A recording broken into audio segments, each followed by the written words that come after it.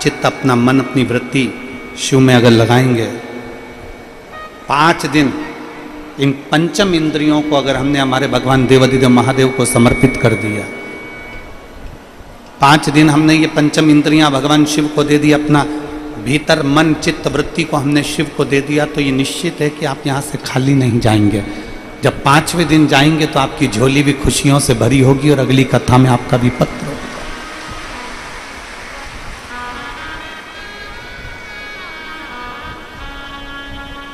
बोल बम का नारा है, जरा जम के बोलो, बोल बम का नारा है, सारी समस्या का हल,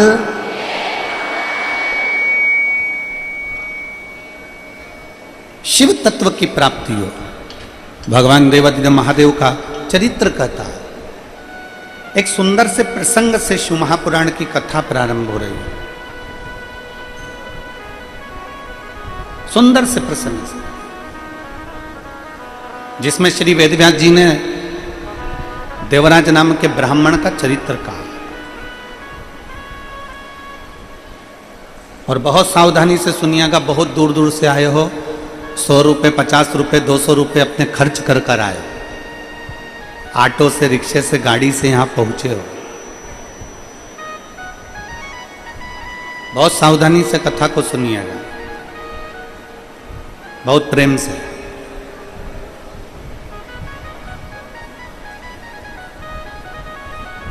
एक देवराज नाम का ब्राह्मण का चरित्र कहा गया।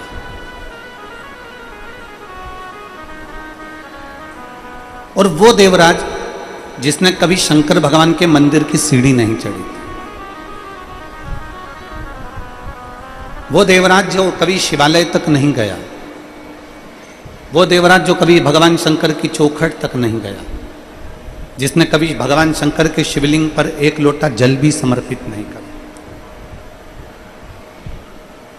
कभी उसने भगवान शंकर का कोई शिवालय नहीं देखा, कभी उसने भगवान शंकर का कोई देवालय, कोई शिवालय या शंकर भगवान के मंदिर में कभी वो गया ही नहीं।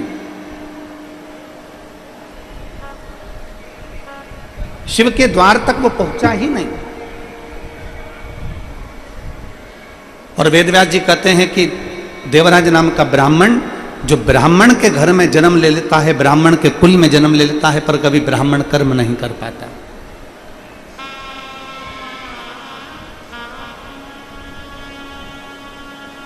एक ब्राह्मण के घर में जन्म ले लेना, ब्राह्मण के कुल में जन्म ले लेना, और ब्राह्मण के घर में जन्म लेने के बाद भी अगर वो ब्राह्मण कर्म नहीं कर पाया तो उसका ब्राह्मणत्व कोई मतलब का नहीं।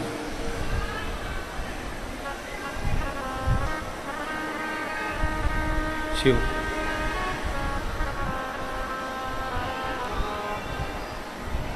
ब्राह्मण के घर में जन्म ले लेना, ब्राह्मण कुल में जन्म ले लेना और ब्राह्मणत्व ना कर पाना, तो फिर ये सोचनीय। और शंभु शरणे पड़ी मांगू घड़ी रे, दुख काटो दया करीन दर्शन ओ, शंभु शरणे मांगू घड़ी रे, दुख काटो दया करीन दर्शन। देवराज ब्राह्मण के घर में जन्म जरूर ले लिया, पर ब्राह्मण कर्म नहीं कर पाया। समय निकलता गया, अपनी पत्नी, अपने बच्चों का भरण पोषण वो आराम से कर रहा था, पर एक पर स्त्री का संग उसको मिल गया। अभी गुरु गोविंद सिंह जी की पुण्य स्थली नांदेड़ में शिव महापुराण की कथा में हमने कहा था, बन सके तो 2 चीजों से दूरी बना लो। एक पर स्त्री और दूसरा पर धन। पराई स्त्री और पराया धन व्यक्ति को कब बर्बाद कर देता है उसको खुद भी मालूम नहीं पड़ पाता है, खुद भी नहीं देखता।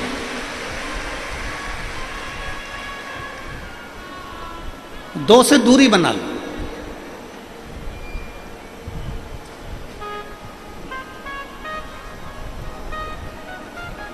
यहां तक शिव महापुराण की कथा कहती है कि पर स्त्री पर विदल और उत्पल ने अपनी दृष्टि दी थी। पर स्त्री पर लंकाधिपति रावण ने अपनी दृष्टि दी थी। पर स्त्री पर कौरव में से दुशासन ने पर दृष्टि दी थी।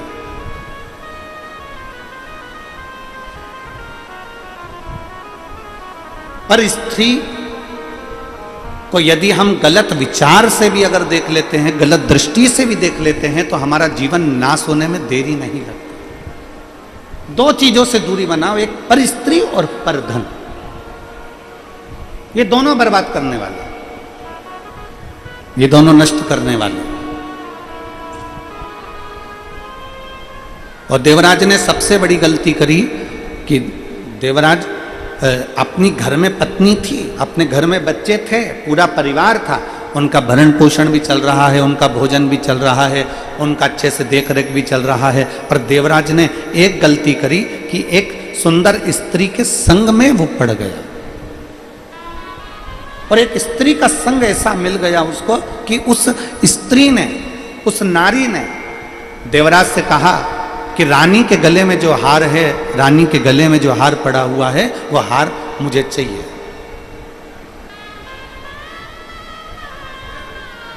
रानी के गले में जो हार पड़ा हुआ है वो मुझे चाहिए। बस एक पराई स्त्री के कहने पर वो हार लेने के लिए गया और दूत उसके पीछे पड़ गए और वो चोरी का धन लेकर जा रहा था। शरीर में ताप पड़ गया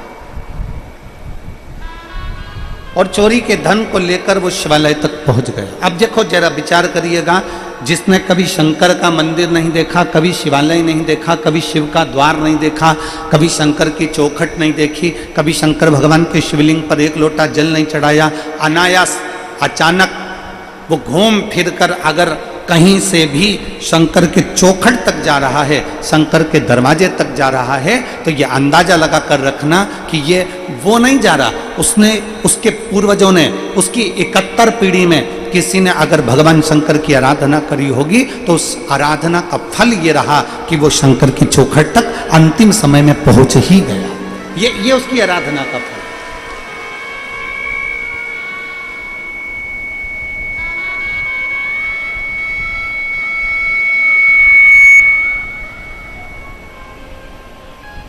ये उसकी आराधना का फल है कि वो अंतिम समय में शिव की चौखट तक पहुंच ही गया।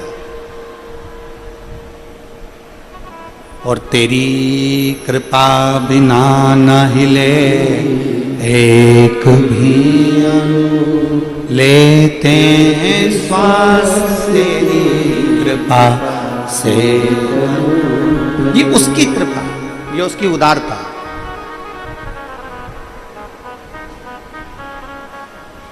और मैं श्री टेकराम जी यादव जी को, श्री मुकुल जी यादव जी को, श्री हर्ष जी को, श्री वर्धन जी को, श्री लक्ष्य यादव जी को और यादव परिवार को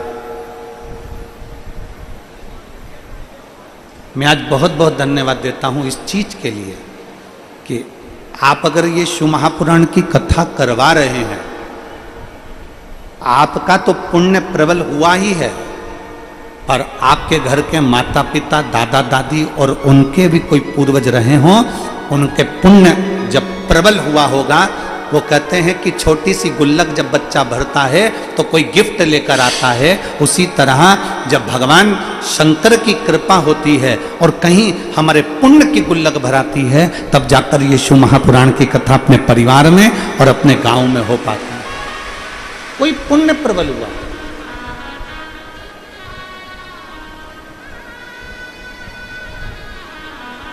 बिना पुण्यता का कुछ भी नहीं मिल सकता।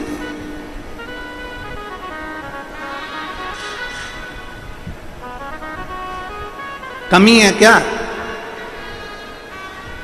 इस गुड़गांव में, इस गुरुग्राम में कमी है क्या? करोड़पतियों की, धनपतियों की, वैभवपतियों की, सत्तापतियों की, धनपतियों की कोई कमी है? नहीं। धनपति बहुत हो सकते हैं, करोड़पति बहुत हो सकते हैं, सत्तापति बहुत हो सकते हैं, वैभवपति बहुत हो सकते हैं, पर शिव महापुराण की कथा कहती है पुण्यपति होना थोड़ा सा कठिन विषय हो जाता है। पुण्यपति होना,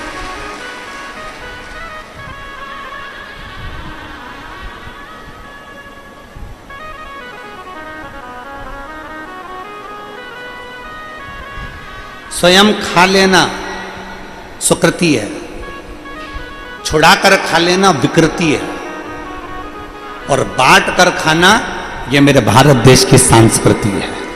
ये मेरे भारत देश की संस्कृति है।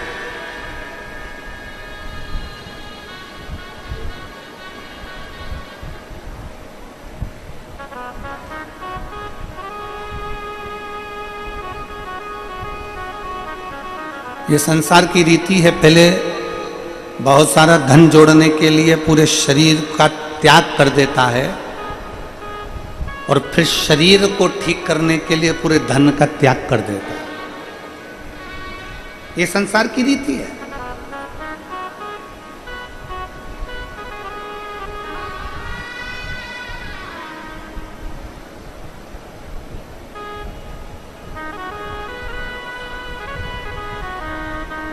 कल हम जब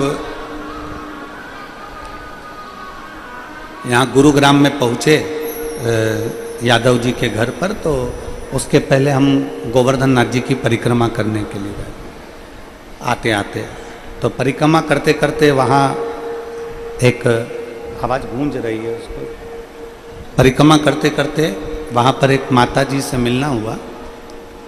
तो वो माता जी बोल रही थी कि गुरुजी,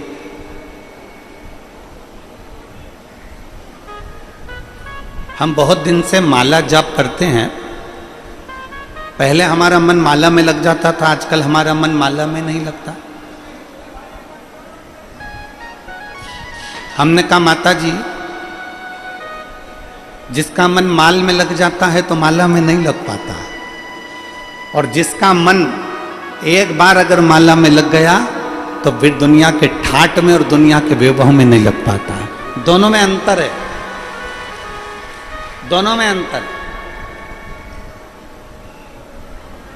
माला जपते जपते जपते जपते तुम्हारा ध्यान भटक सकता है, माला जपते जपते तुम्हारा चित्त भटक सकता है, पर जीजियों, ए मेरी हरियाणा की ताइयों और मेरे हरियाणा के ताऊ, मेरी जीजियों, मेरे जीजाओं, बेटियों बेटाओं, मेरी माताओं, मेरे भाई, विचार कर कर बताना,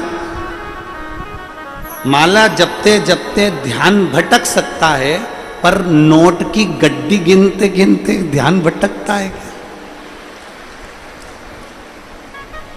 अरे बोलो तो जरा जम के,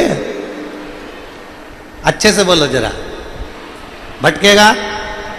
और अगर भटक भी गया ना, पति ने कहा, सुनो, पति ने कहा पूरे 100 नोट हैं, और तुमने जो गिनने बैठी और गिनते गिनते उसमें 99 निकले। जो 99 निकले तो पति से कहा इसमें तो 99 नहीं, मैंने 100 दिए हैं, गिन फिर से।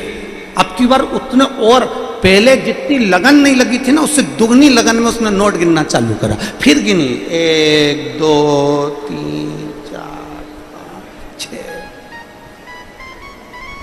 और फिर लगन से नोट गिने, और जो लगन से गिने, गिनने में उसने फिर कह दिया नहीं 99। पति ने कहा हो ही नहीं सकते, मैंने 100 दिया। इतने में पत्नी ने कहा तुम गिन ले, ले तू गिन ले, पकड़ गिनो तुम। और पति ने जो गिनना चालू करा कि जरा गिनो अच्छे से, तो पति ने फिर गिना तो वास्तव में वो 99 नोट थे। पति ने अपनी पत्नी से कहा कि मैंने एक नोट तुझे कम दिया था, पर सत्य मायने में तू नोट तो बड़ी लगनता से गिनती है, ये सिद्ध हो गया है, बड़ी लगनता से। माला के मन के गिनना, मन भटक सकता है। माला के मनकों से मन भटक सकता है, पर नोट की गड्डी से मन नहीं भटकता।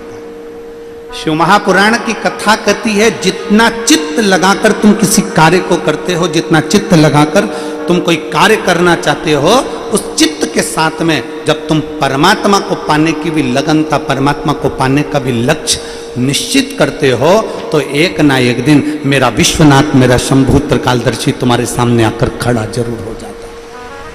एक निश्चितता में लक्ष्य बनाओ। नोट गिनते समय जैसे तुम्हारा चित्त केंद्रित है,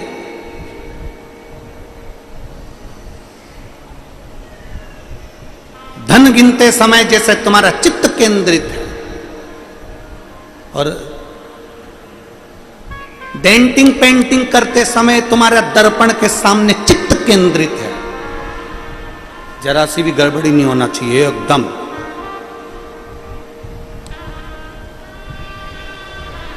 जोरदार। पेंसिल से पहले लाइन खिंचाएगी, फिर डब्बा, फिर डब्बा, नयन। दर्पण के सामने तुम्हारा ध्यान केंद्रित है, धन गिनते समय तुम्हारा ध्यान केंद्रित है, कुछ कार्य करते समय तुम्हारा ध्यान केंद्रित है, कपड़ा सिलते समय तुम्हारा ध्यान केंद्रित है, अपने लिए कुछ बनाते समय तुम्हारा ध्यान केंद्रित है। उसी तरह अपनी जिंदगी बनाने के लिए शिव के चरणों में भी तुम्हारा ध्यान केंद्रित होना चाहिए। शिव के चरणों में तुम्हारा ध्यान केंद्रित।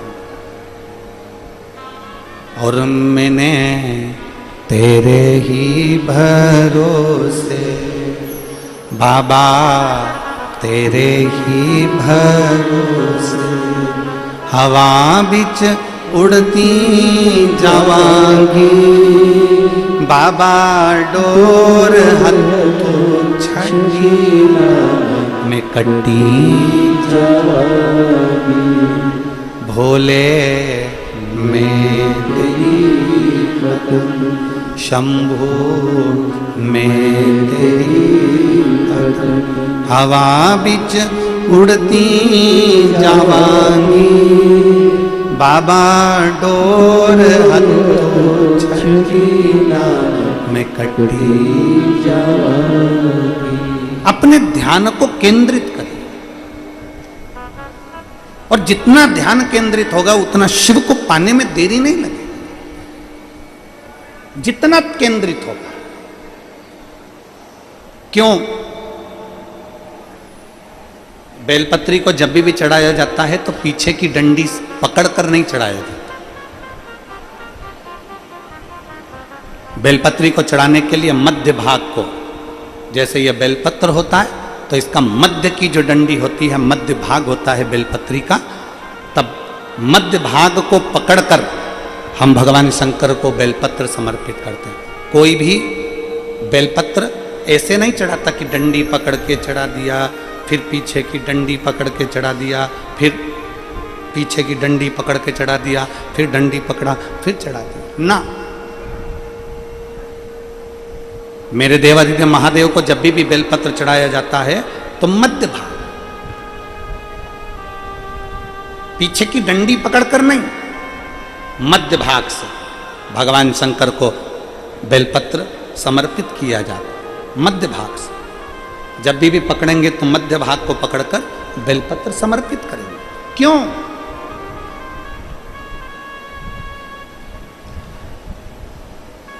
क्योंकि हमने भगवान शिव को मध्य भाग पकड़कर इसलिए समर्पित करा कि ये केवल बेलपत्र का मध्य भाग नहीं है मेरे शंभू, मेरे हृदय के मध्य भाग को मैं आपके चरणों में समर्पित कर रही हूं। मेरा दिल, मेरा हृदय, मेरा चित्त मैं आपको दे रही हूं। मध्य भाग।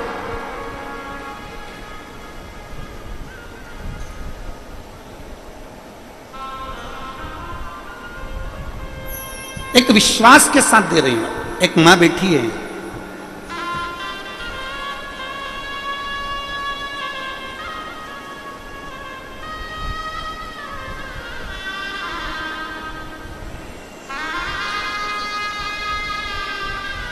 मैं रेणु चौहान, मेरे पति का नाम संदीप चौहान,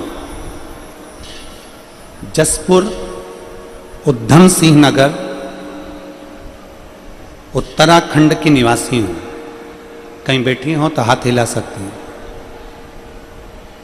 अगर कहीं बैठी हो तो हाथ हिला सकती हैं।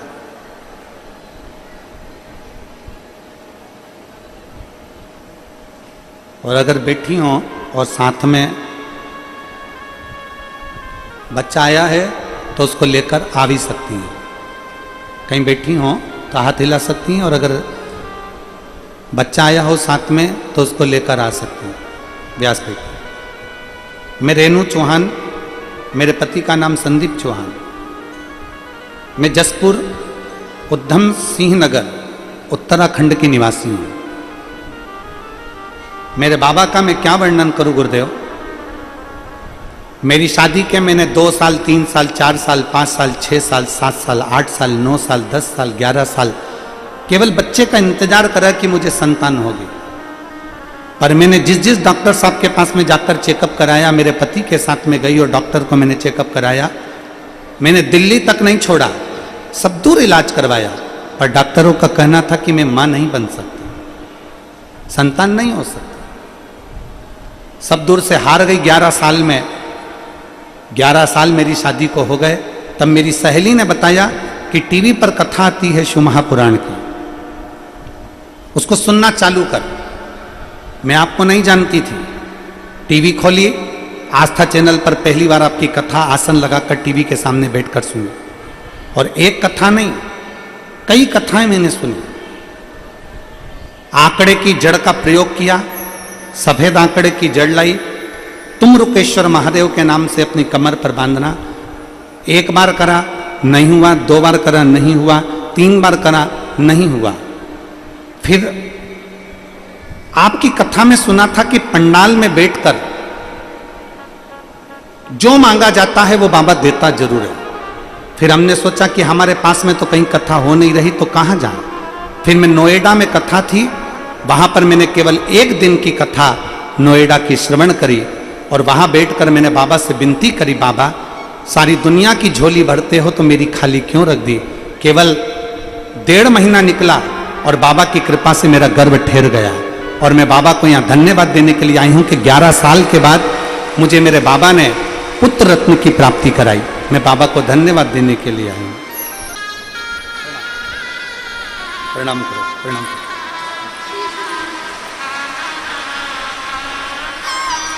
शंभो शंभो शंभो।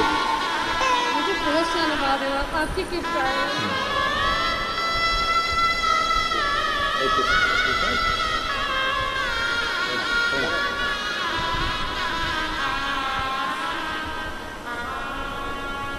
पाँच साल, 6 साल, 7 साल, 8 साल, 10 साल, 11 साल इंतजार करती रही, पर संतान का सुख नहीं।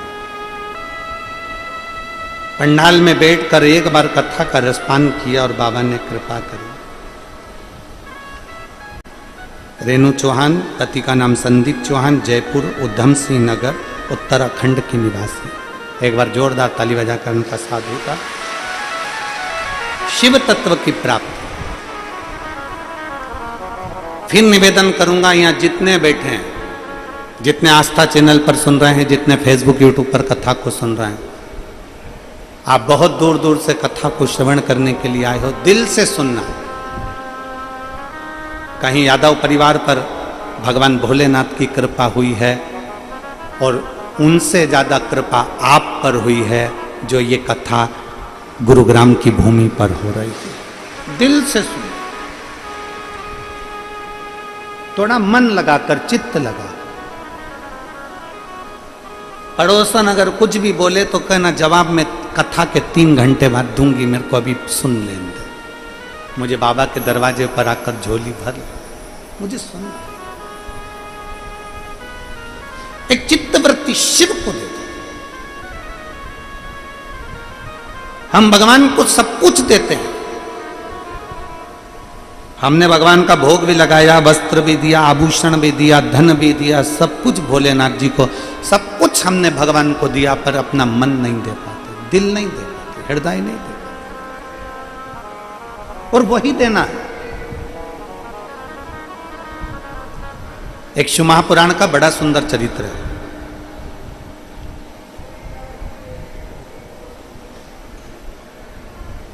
एक सेठ जी के घर में संतान का सुख नहीं था।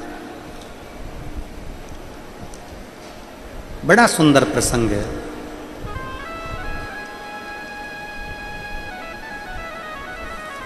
सेठ जी के घर में औलाद नहीं थी। सेठ सेठानी दोनों के घर में जब औलाद का सुख नहीं था, पर मन चित्त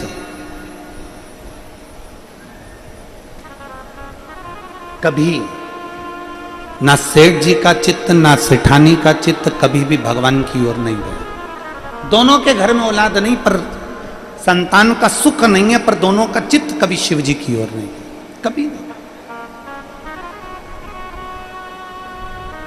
कभी कभी जीवन में ऐसी घड़ी आती है जब बहुत चिंता भी व्यापने लगती है ना, बहुत टेंशन भी आ जाता है ना, तो भी लोगों का मन भगवान की ओर नहीं जा पाता। कई बार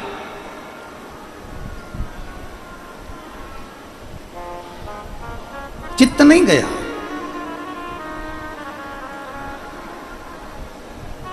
सेठ कभी किसी गौ माता को एक रोटी ना देता, सेठ कभी किसी भूखे को भोजन नहीं कराता, कभी किसी प्यासे को पानी नहीं पिलाता, कुछ भी नहीं।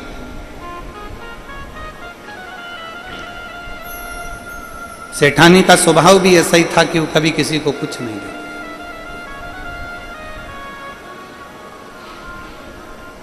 हमने पहले भी एक कथा में कहा है, पति भगवान का भजन करने वाला मिले और पत्नी भी भगवान का भजन करने वाली मिले तो समझ लेना कि बड़ी कृपा तुम्हारे पितरों की और तुम्हारे पूर्वजों की हुई है।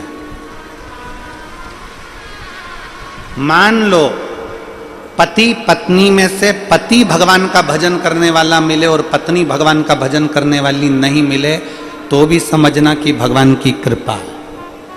मान लो पति भगवान का भजन ना करे और पत्नी भगवान का भजन करे तो भी मान लेना कि भगवान की बड़ी, बोलते जाओ जल्दी जल्दी, कृपा है।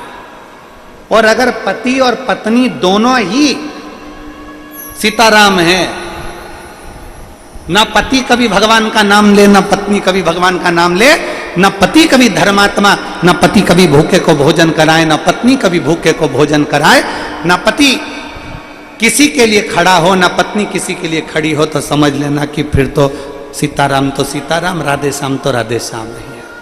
समझ मुश्किल।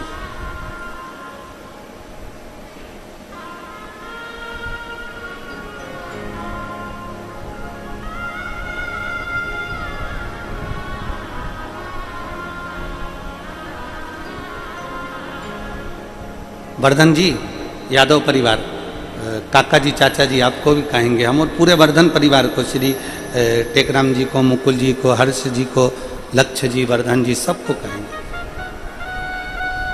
ये गुरुग्राम की एक वीडियो सबसे ज़्यादा वायरल हो रही है। कौन सी? लोग बोल के लिखकर भेज रहे हैं कि हमने, कई शिव भक्त यहाँ बैठे हुए हैं जिन्होंने 2 कथा 3 कथा, कहीं नोएडा की सुनी, कहीं कहीं की सुनी, कहीं कहीं की सुनी, पर यहाँ की एक वीडियो में लोग लिखकर भेज रहे हैं कि यहाँ पर एक तो बैठने की व्यवस्था और दूसरी यहाँ की भोजन व्यवस्था इतनी सुंदर है गुरुजी कि उसका हम वर्णन नहीं कर सकते। ये लिख के भेज रहे। एक भोजन व्यवस्था शिव भक्तों के लिए, जो रात्रि को रुकने वाले भक्त हैं शंकर के, जो आ जाते हैं शिव के भरोसे, शंकर के भरोसे आए, बैठ गए, उनके लिए बड़ी सुंदर व्यवस्था। उसके लिए हम आपको साधुवाद देते हैं, बहुत बहुत साधुवाद, धन्यवाद। शिव तत्व इसी को, सेठ और सेठानी दोनों ने कभी भूखे को भोजन नहीं कराया, कभी प्यासे को पानी नहीं पिलाया, कभी किसी को अन्न का भाग नहीं दिया, कभी कोई सेवा नहीं करी, कभी कोई शिव की आराधना नहीं करी, कभी राम की आराधना, कभी कृष्ण की आराधना, कभी दत्त की आराधना, कभी देवी की आराधना, किसी की आराधना नहीं करी। संतान का सुख नहीं। अब एक दिन भूलवश भूलवश, ना पत्नी ने ना पति ने किसी ने नहीं सोचा था, भूलवश, भूल से। सोमवार के दिन अष्टमी तिथि पड़ गई, भूलवश। और सोमवार के दिन जैसे ही अष्टमी तिथि पड़ी और इनके बगीचे से जो गूंज रहा है ना, इसको थोड़ा कम करो, डीले कम करिए, डीले कम करो थोड़ा। भूलवश सोमवार की अष्टमी तिथि पड़ी और सोमवार की अष्टमी तिथि पड़ने पर भूलवश इनके बगीचे में से कोई बेलपत्री का वृक्ष लगा हुआ था, कोई पुष्प का वृक्ष लगा हुआ था, उसमें से कोई फूल बेलपत्र तोड़ कर ले गए। अच्छा, दोनों की सेठ सेठानी का मन ऐसा था कि ना तो ये फूल किसी को तोड़ने देते, ना बेलपत्री किसी को तोड़ने देते, ना कुछ, और तो और कि हमारे बगीचे का कोई सामान ना तोड़ ले, उस चक्कर में इन्होंने एक कुत्ता भी रख रखा था कि कोई हमारे बगीचे में ना घुस जाए, कोई हमारे बगीचे में ना पहुंच। अब जरा तुम अंदाजा लगाइएगा कि कितना विचित्र संसार हो गया, कितना विचित्र समय हो गया। पहले व्यक्ति जानवर से डरता था, आज के जमाने में व्यक्ति इंसान से डरता है। और इंसान हम पर घात ना कर दे, इसलिए इंसान जानवर का साथ लेता है, कुत्ते को पाल कर रखता है कि कोई हमारे यहां प्रवेश ना करे।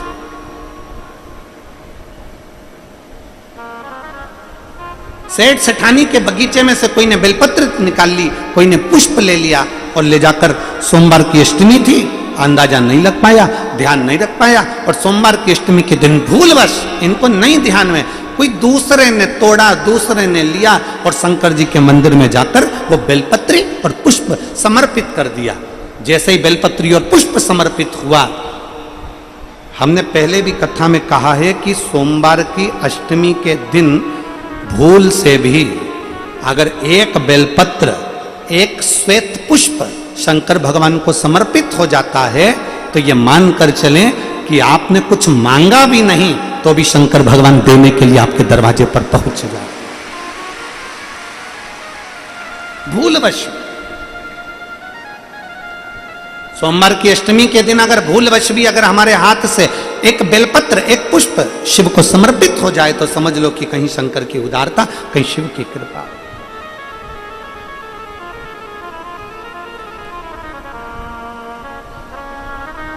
सेठ सेठानी के दरवाजे से कोई बेलपत्री तोड़ कर ले गया, कोई पुष्प तोड़ कर ले गया, भगवान को सोमवार की अष्टमी के दिन समर्पित कर दिया। शिव की कृपा से, बाबा देवादिदेव महादेव की कृपा से, जिसके बगीचे से तोड़ कर लेकर गए थे, जिसके घर से तोड़ कर लेकर गए थे, जिसके बगीचे से, जिसके घर से बेलपत्री और फूल तोड़ कर लेकर गए थे, मेरे शंकर भगवान ने उनके घर में भी एक पुष्प दे ही दिया, उनके घर में फूल जैसा बेटा दे ही दिया, एक पुत्र हो गया।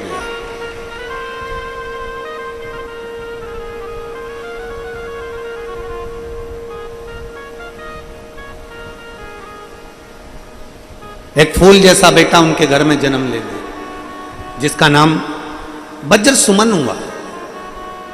क्या नाम पड़ा? जम के बोलिए जरा, वज्र सुमन। क्योंकि फूल तोड़कर कोई दूसरा लेकर गया था, पुष्प तोड़कर लेकर गया था, इसलिए उसका नाम वज्र सुमन हुआ। बेटे ने जन्म ले लिया वज्र सुमन ने। वज्र सुमन धीरे धीरे धीरे धीरे धीरे धीरे बड़ा होने लगा। वज्र सुमन अब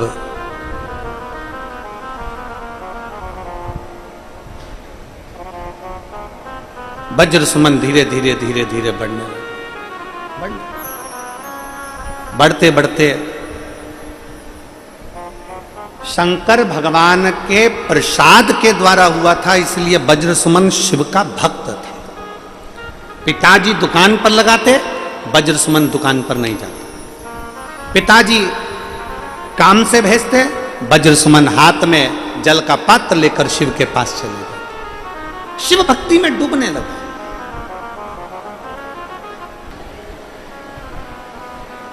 अभी आपको कथा में कहा कि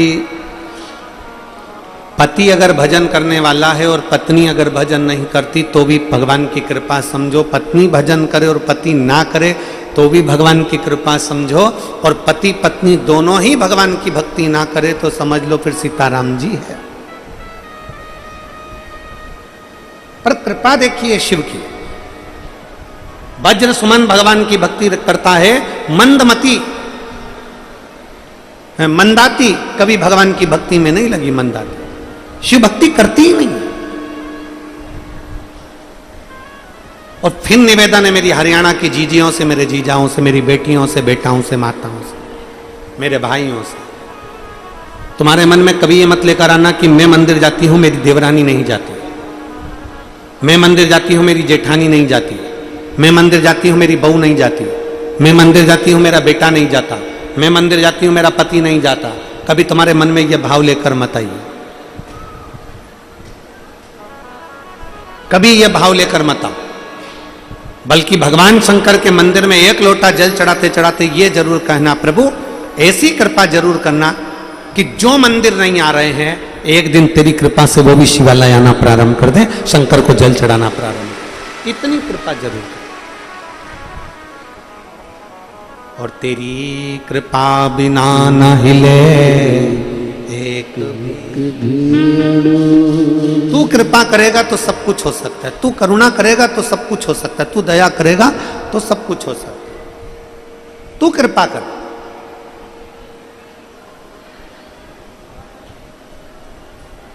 बाबा की कृपा ऐसी हुई।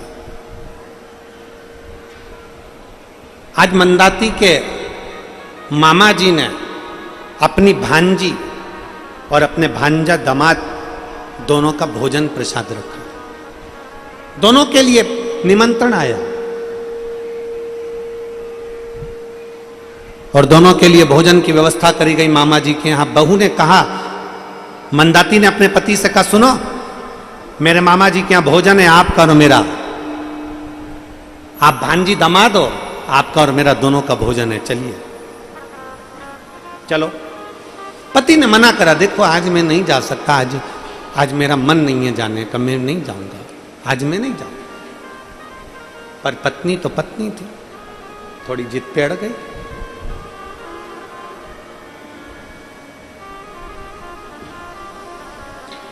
थोड़ी प्रीति मामा जी से ज्यादा थी, तो वो प्रीत सामने अड़ रही थी। कैसे नहीं चलोगे? सास को मालूम पड़ा कि मेरी बहू जिद पर अड़ी हुई है कि मामा जी के यहाँ भोजन है और बेटा जाने को तैयार नहीं है, तो सास ने अपने पुत्र को बुलाकर समझाया, ए वज्र सुमन, अगर बहू कह रही है तो चले जाओ, व्यर्थ का क्लेश मत मचाओ, जाओ मामा जी के यहाँ भोजन करने जाओ। वज्र सुमन ने कहा, ठीक है माँ, अगर तुम कह रही हो तो मैं भोजन करने जाता हूं। वज्र सुमन और मंदाती दोनों भोजन के लिए जाने लगे। चलते चलते बीच राह में मंदाती ने बहती हुई खूब अच्छी उफनती हुई नदी को देखा और देखते से ही पत्नी का मन लगा। मंदाती ने कहा, देखो आज और आप और हम कभी भ्रमण के लिए नहीं निकले, आप और हम कभी घूमने के लिए नहीं निकले, आज पहली बार मैं मामा के यहाँ जा रहे हैं, बीच में ये नदी पड़ी है, क्यों ना अपन स्नान करें, क्यों ना अपन स्नान करें। पति ने मना कर दिया, वज्र सुमन ने, मैं नहीं नहाता, मैं स्नान नहीं करता। पत्नी जिद पे अड़ गई, मुझे तो स्नान करना है और तुम्हें भी मेरे साथ स्नान करना पड़ेगा। वज्र सुमन ने अपनी पत्नी से कहा, सुनो मंदाती, मुझे तैरना नहीं आता, मुझे तैरना नहीं आता। मंदाती, हमारा शास्त्र कहता है जिस नदी को हम पहचानते नहीं हैं, जिस तालाब को हम पहचानते नहीं हैं, जिस कुएं को हम जानते नहीं हैं, जिस बावड़ी को हम जानते नहीं हैं, उसमें उतरना नहीं चाहिए, यह हमारा शास्त्र कहता है। मैं कैसे उतर जाऊं? मंदाती ने जिद पकड़ी। मेरा निवेदन है कई माताओं से, कभी भी जिंदगी में अपने पति के साथ अगर भ्रमण पर जा रहे हो, अपने पति के साथ कहीं घूमने जा रहे हो, अपने पति के साथ किसी शॉपिंग मॉल में जा रहे हो, अपने पति के साथ कहीं शॉपिंग करने के लिए जा रहे हो, कहीं किसी कार्य में जा रहे हो, तो मेरा माताओं से भी निवेदन है और पतियों से भी निवेदन है कि आपस में इतना तालमेल बनाकर चलना। तुम्हारी घर में कितना भी क्लेश होता हो, पर दुनिया के लोगों को यह मालूम ना पड़ पाए कि तुम्हारे भीतर कितना क्लेश है। दुनिया के लोगों को मालूम ना पड़े।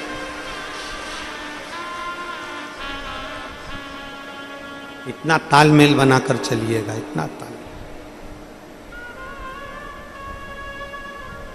दुनिया के लोगों को यह मालूम ना पड़े कि तुम्हारे अंदर कितना क्लेश है। देवरानी जेठानी, सास बहू, भाई भाई, माता पिता बच्चों के बीच में वो तालमेल होना चाहिए कि घर में कितना भी क्लेश हो पर सामने वालों को मालूम ना पड़े कि हमारे अंदर क्या चल रहा है, क्लेश क्यों है, कैसा है, सामने वालों को मालूम ना पड़े। भीतर रखो, बाहर प्रकट मत करो। शिव महापुराण की कथा कहती है, भगवान शंकर के पुत्र षडानंद कार्तिकेय जी को क्रोध आ गया था। क्यों? क्योंकि गणेश जी महाराज को प्रथम गिनती में रखा गया और षडानंद कार्तिकेय को उसका कोई फल नहीं मिला। क्रोध आ गया। षडानंद कार्तिकेय को जब क्रोध आया, देवताओं ने आकर देखा कि षडानंद कार्तिकेय को क्रोध आ रहा है और क्रोध में षडानंद कार्तिकेय श्रीशैलम पर जाकर विराजमान हो गए। जब श्रीशैलम पर कार्तिकेय जी बैठे, इंद्र ने जाकर पूछा, क्यों कार्तिकेय आप अपने पिता पर क्रोध कर रहे हो? क्यों कार्तिकेय, तुम्हारे भाई को ज्यादा सम्मान मिल गया इसलिए तुम्हें गुस्सा आ रहा है? क्यों कार्तिकेय, तुम्हारे भाई का नाम सब दूर चल रहा है इसलिए तुम्हें क्रोध आ रहा है? षडानंद कार्तिकेय जी ने उसी समय इंद्र से कहा, इंद्र तुम व्यर्थ की बात ना करो, गणेश मेरे दिल में बसता है, मेरे पिता मेरे दिल में बसते हैं, मेरी माँ मेरे दिल में बसती है, मेरा परिवार मेरे दिल में बसता है। तो फिर तुम अपने माता पिता से रुष्ट होकर, तुम अपने माता पिता से नाराज होकर ये श्रीशैलम में आके क्यों बैठ गए? षडानंद कार्तिकेय ने कहा, अगर मैं घर में रहता तो मेरे माता पिता मुझे तप साधना नहीं करने देते, वो कहते कि तुम्हारे बत्तल की, तुम्हारे हिसाब की तप साधना मैं कर रही हूं। यहां जितनी माताएं बैठी हैं ना, कभी कभी अपने बेटे से कह देती हैं, बेटा कहता मम्मी मुझे अष्टमी का व्रत करना है, मम्मी मुझे प्रदोष का व्रत करना है, मम्मी मुझे सोमवार का व्रत करना है। तो घर में जितनी माताएं रहती ना, वो अपने बच्चे से कहती, तुझे क्या जरूरत है व्रत करने की, मैं कर तो रही हूं, मैं कर रही हूं ना, तुझे क्या जरूरत है करने की, मैं कर रही हूं ना।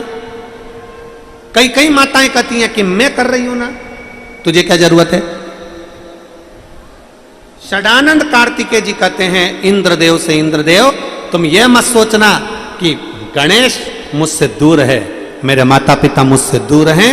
षडानंद कार्तिकेय जी कहते हैं, इंद्र सब मेरे दिल में बसते हैं, पर मेरे माता पिता मुझे तप साधना नहीं करने देते, इसलिए मैं श्रीशैलम पर आकर तप साधना करने के लिए यहां पर निवास कर रहा हूं।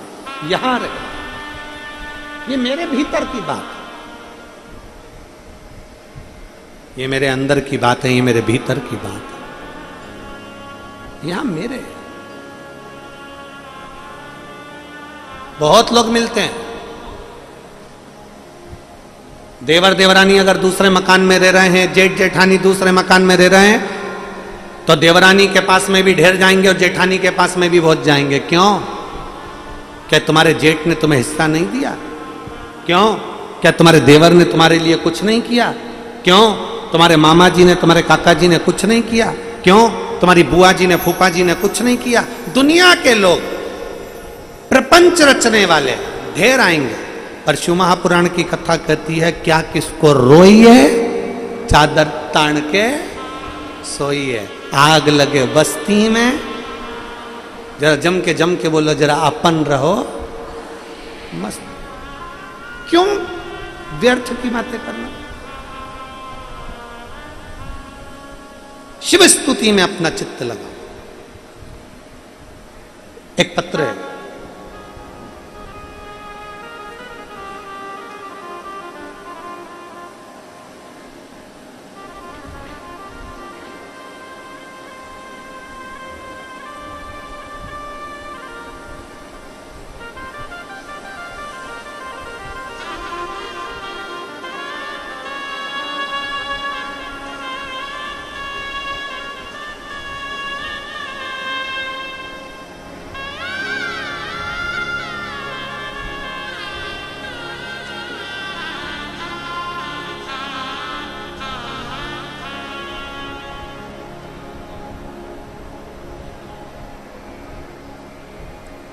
मैं संतोष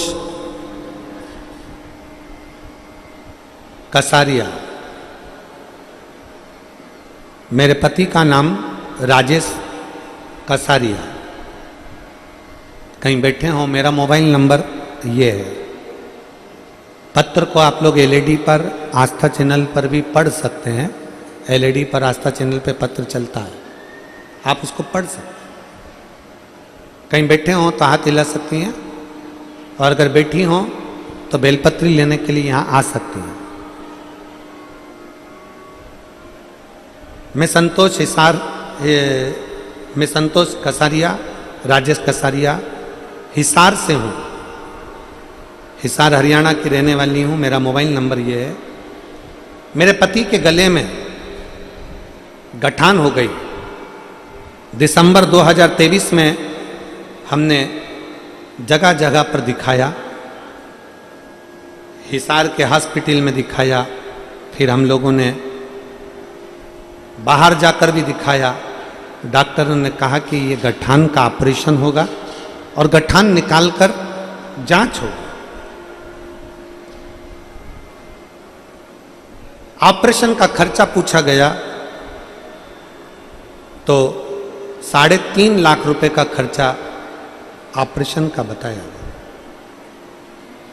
हमने डॉक्टर साहब से कहा, डॉक्टर साहब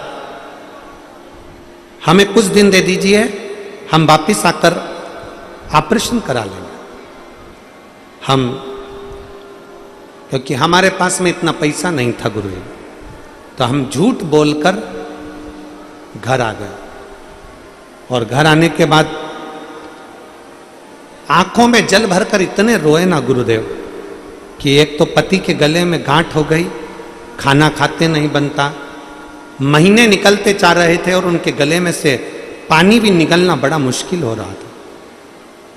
पैसा इतना नहीं था कि ऑपरेशन करा सके, और डॉक्टर घबरा भी रहे थे कि बीमारी कोई दूसरी है और इसका ऑपरेशन जरूरी है। बड़ी बीमारी कैंसर तक से योग बने, क्या करें।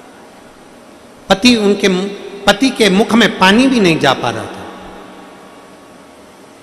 तभी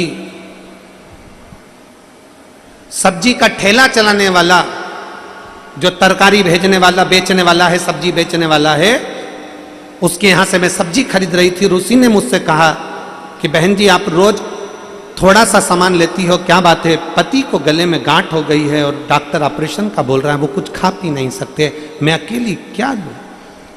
उसके कहने पर मैंने शंकर भगवान को जल चढ़ाना प्रारंभ करा। एक बेलपत्री लेकर आती, उनसे खाते नहीं बनती, उसको पीस कर थोड़ा सा मुंह में दे देती और शिव जी पे चढ़े हुए जल को लाकर उनको पिलाने का प्रयास करते। गुरुदेव, पशुपतिनाथ का व्रत प्रारंभ किया। दुनिया के लोग मुझसे पूछें कि शिव की करुणा क्या होती है। 20 दिन निकल गए। 20 दिन तक रोज शंकर का चढ़ा हुआ जल लाती, उनके मुख में देती। धीरे धीरे धीरे धीरे 2-2 बूंद देती, फिर 4 बूंद देती, फिर थोड़ा कटोरी भर कर देती। धीरे धीरे उनको मुख में पानी जाना चालू हुआ। पानी जाना चालू हुआ। फिर मैंने बेलपत्री खिलाना प्रारंभ करी। बेलपत्री खिलाती, उसके बाद उन्होंने भोजन करना प्रारंभ करा। गुरुदेव, हम डॉक्टर को दिखाने के लिए गए। डॉक्टर ने कहा अब इनके गले में गठान नहीं है, और बाबा ने इनको उस लायक कर दिया कि अब वो भोजन भी कर रहे हैं, पानी भी पी रहे हैं, और मेरे पति बिल्कुल ठीक है। आज मैं बाबा को यहाँ प्रणाम करने के लिए आई। कहीं बैठी हो तो बेलपत्र लेने के लिए आ सकते हैं। संतोष जी कसारिया, राजेश कसारिया, हिसार से हैं। मेरा मोबाइल नंबर ये है। एक लाइन अच्छी लिखी है, आप और हम गुनगुना सकते हैं। भोले तेरे चरणों घर धूल जो मिल जाए, भोले तेरे चरणों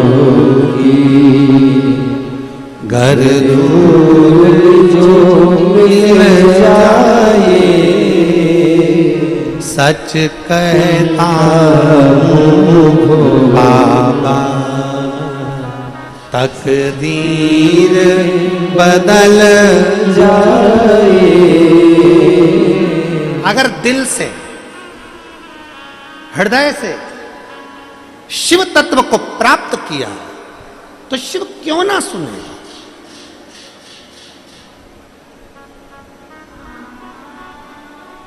पति मना कर रहा है, पत्नी कह रही नहीं नदी में नहाना पड़ेगा। पति कह रहा है मुझे तैरना नहीं आता। पत्नी कहती है चलो मेरा हाथ पकड़ो और नदी में चलो। हाथ पकड़ो मेरा, चलो नदी में। पति मना कर रहा है, मैं घर से नहाकर आया हूं, मामा जी के यहां भोजन करेंगे वापिस आ जाएंगे, मैं नहाकर आया हूं।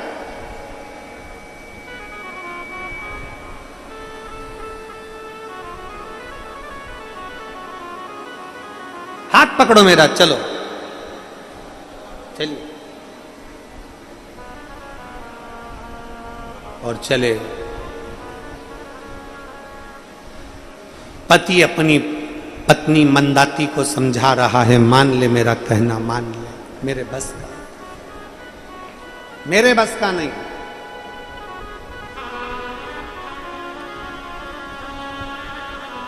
पत्नी ने हाथ पकड़ा पति का, खींच के नदी में ले गई। जो पति पत्नी दोनों पानी में गए, पति का हाथ छूट गया। पति को तैरना नहीं आता था, पानी में बह गया। पत्नी पानी से बाहर निकल गई, चिल्लाने लगी मेरा पति पानी में बह गया, मेरा पति पानी में बह गया। रोने लगी, चिल्लाने लगी। रोते रोते रोते रोते पति 2 घंटा 3 घंटा 4 घंटा 5 घंटा इंतजार करा, पति नहीं आया। रोती रोती अपने मामा जी के यहां पहुंच गए। भांजी आई है। मामा जी को सूचना मिली कि भांजी तो आई पर भांजी दामाद नहीं आया। मामा जी ने पूछा बेटा तू अकेली? मामा जी तुम्हारे भांजी दामाद भी आए थे, हम दोनों पानी में नहाने के लिए नदी में उतरे, तुम्हारा दामाद पानी में बह गया। रो रही है, वो चले गए, वो चले गए। मामा जी ने ऊर देखी ना पुर, अपनी भांजी को खाना तक नहीं खिलाया कि भांजा दामाद नहीं आए तो मैं भोजन भी नहीं कराता। रोती हुई भांजी बाहर निकल गई, रोती हुई बाहर निकली। और बाहर निकलते निकलते फिर नदी के तट पर पहुंची। उसने विचार करा अब अपने ससुराल वापिस चली जाऊं, पर मन में विचार करा जब मायके के सगे मामा ने मुझे भोजन नहीं दिया, मामा ने मुझे नहीं रखा, तो मेरे ससुराल वालों को मालूम पड़ेगा कि उनका लड़का नहीं रहा, जो इतने सालों के बाद बेटा हुआ वो बेटा नहीं रहा। उनको मालूम पड़ेगा कि मेरी जिद के कारण मेरा पति चले गया, तो उनको मालूम पड़ेगा तो ससुराल वाले क्या रखेंगे। अब रोने लगी, क्या करूं। नदी के तट पर गई, थोड़ी सी आगे बढ़ी। आगे बढ़ते से उसने क्या देखा, खूब बिलक बिलक कर रो रही थी, खूब बिलक के रो रही थी। और रोते रोते सामने से एक बूढ़ा, एक बुजुर्ग, एक बुढ़ा सा व्यक्ति आ रहा था।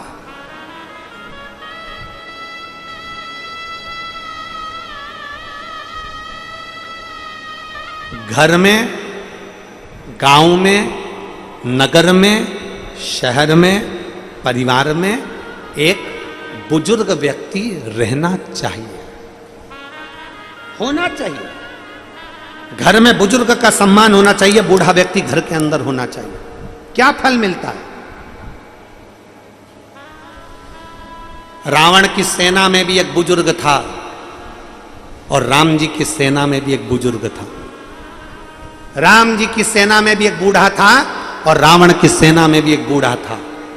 रावण की सेना में रावण के नाना माल्यवन बूढ़े थे। राम जी की सेना में जामवंत बूढ़े थे। दोनों में अंतर है।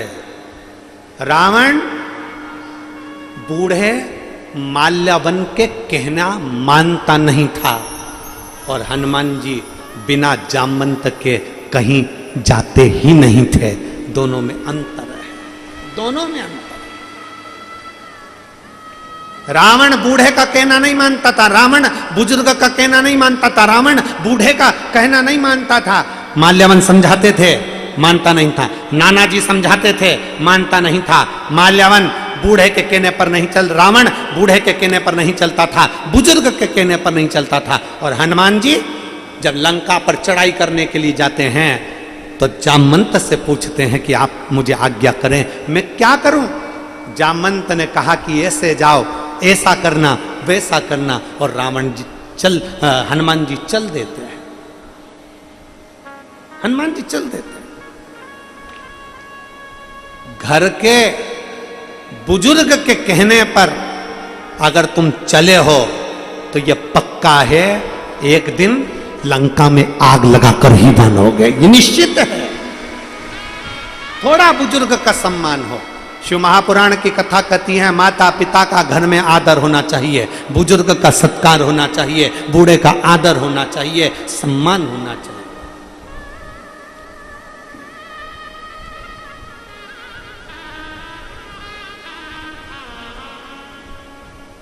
थोड़ा आदर हो माता पिता का, सम्मान, सत्कार। चले, बैठी थी मंदाती, आंखों से आंसू बह रहे थे। एक बुजुर्ग सामने से, एक संत, एक साधु, एक सन्यासी, एक तपस्वी, एक बूढ़ा सा व्यक्ति सामने से निकल कर आ रहा था। संत ने पूछ लिया, बेटी क्या हो गया, क्यों रो रही हो, क्या हुआ है तुमको, तुम्हारे रोने का कारण क्या, क्यों रो रही, किस लिए रो रही हो? कहा, मैं तुमको क्यों बताऊं, मेरे रोने का कारण मैं तुम्हें क्यों बताऊं? संत ने, बूढ़े व्यक्ति ने फिर पूछा, बेटी क्यों रो रही हो, बताओ तो सही, आखिर क्यों रो रही हो, क्या हो गया? इतने में मंदाती ने कहा, बाबा मेरा पति पानी में नहा रहा था और डूबकर मर गया, ना जाने कहां चले गया। आज मेरे पति को गए हुए पूरा दिन हो गया, रात हो गई, सुबह हो गई, पर मेरा पति नहीं मिलता, मर गया, पानी में बह गया, उसको तैरना भी नहीं आता था। बूढ़े व्यक्ति ने कहा, बेटी मैंने किसी के मुख से सुना है, किसी के मुख से सुना है। अब जरा विचार करो, ये बहन ने, वो सिरसा वाली बहन ने लिखा कि मेरे को सब्जी के ठेले वाले ने कहा, यहां पर वो बाबा कह रहा है, यहां पर बूढ़ा व्यक्ति कह रहा है कि मैंने किसी के मुख से सुना है।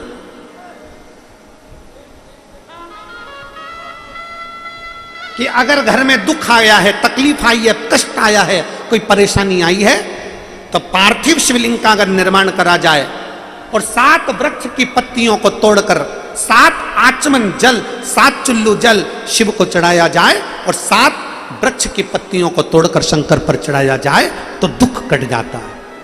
इतने में तो तुरंत मंदाती को गुस्सा आ गया और मंदाती को क्रोध आया और मंदाती ने कहा, ए बूढ़े, तुझ में अकल नहीं है?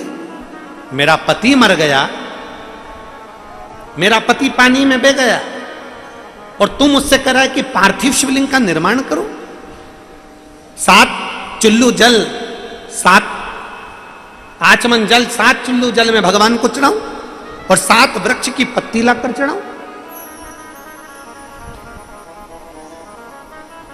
बूढ़े व्यक्ति ने कहा, बेटी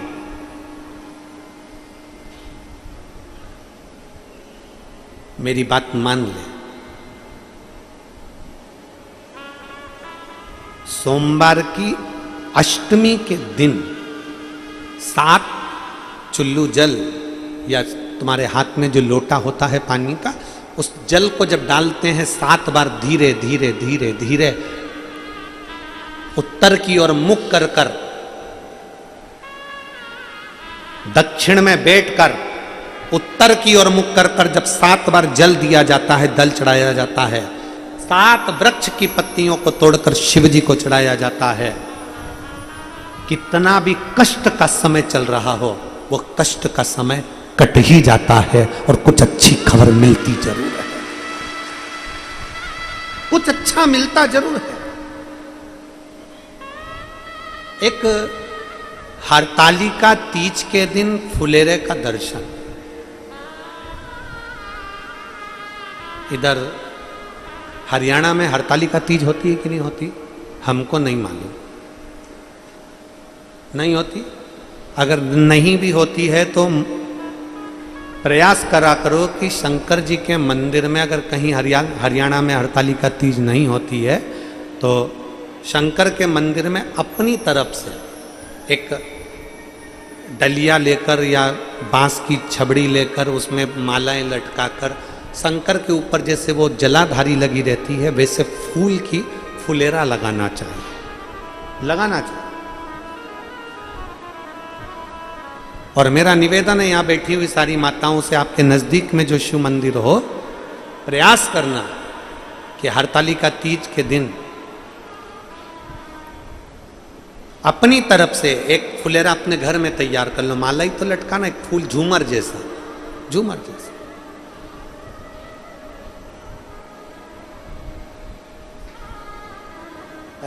हो सका तो हम कल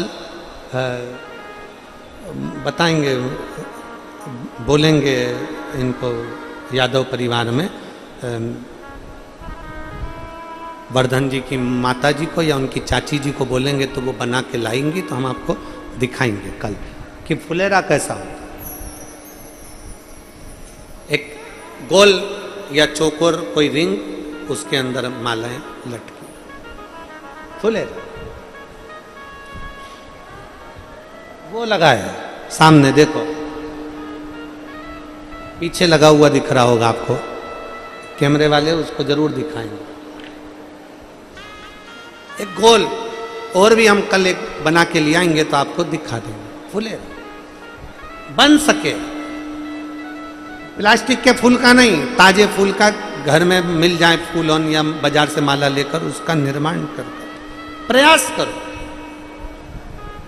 कहते हैं सोमवार की अष्टमी के दिन 7 पत्ती 7 जल के पात्र चढ़ाने से जो फल मिलता है वो फल केवल हरतालिका तीज के फुलेरे का दर्शन कर कर हमें प्राप्त हो जाता है और हमारा आधा कष्ट उस फुलेरे के दर्शन से समाप्त हो जाता। उस फुलेरे दिल से करें, दिल से सुन।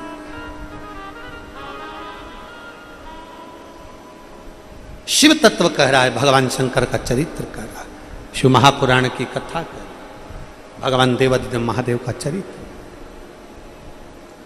बूढ़े बाबा ने आकर कहा, बेटी बन सके तो तुम 7 किलो जल शंकर के पार्थिव लिंग का निर्माण कर कर चढ़ा दो और उस पर 7 पत्तियां चढ़ा दो। बेटी को क्रोध आ गया और मंदाती को क्रोध आकर कहा, बूढ़े बाबा तुम्हारे बुद्धि फिर गई है, तुम्हारा दिमाग काम नहीं करता। बूढ़े बाबा मेरा पति चले गया और तुम कहती हो कि मैं शंकर की पूजन करूं। इतने में मंदाती को क्रोध आया, पास में पड़ा हुआ एक पत्थर उठाकर बूढ़े बाबा के सिर पर मार दिया। बूढ़े बाबा के मस्तक से रक्त बहने लगा, बूढ़े बाबा चले गए। जैसे ही बूढ़े बाबा गए, मंदाती आंखों में आंसू भरकर अपने ससुराल की ओर जाने लगे। ससुराल,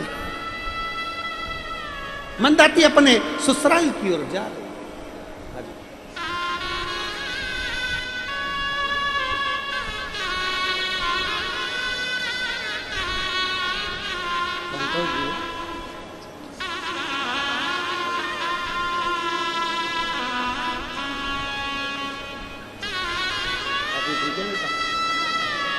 खाना वाना खा रहे हैं, अच्छा पानी वगैरह